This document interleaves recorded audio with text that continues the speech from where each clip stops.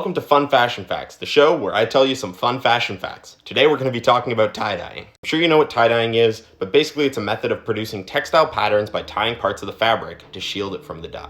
Tie-dyeing is a form of resist dyeing, which is basically when you use something to shield parts of a fabric from getting dye on it. Tie-dyeing basically just uses ties as this method.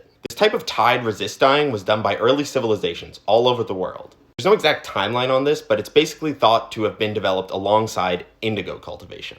Indigo itself was used as early as 6000 BCE and farmed as early as 4400 BCE. Tie-dyeing isn't directly tied to this timeline, but basically it gives you an idea of how early tie-dyeing could have started. Tie-dyeing saw frequent use up until the 19th century. This is when industrialization happened in the textile industry and hand-dyed garments in general fell out of favor, in the West at least. This isn't to say these methods completely went away, they just kind of fell out of favor in places where industrialization was taking place. Enter the 60s.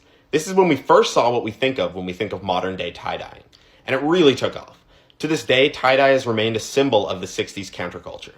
Since then, tie-dye has kind of faded in and out of the mainstream, but it's never completely went away. Lately, we've seen a big resurgence in tie-dye, with big companies and designer labels alike pushing the trend. Follow me for more fashion history. As always, my sources are posted at the URL on screen.